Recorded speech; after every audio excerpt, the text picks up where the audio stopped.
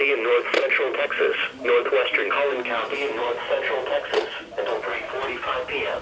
At 2:48 p.m., a severe thunderstorm was located near Pilot Point, 14 miles north of Frisco, moving northeast at 40 miles per hour.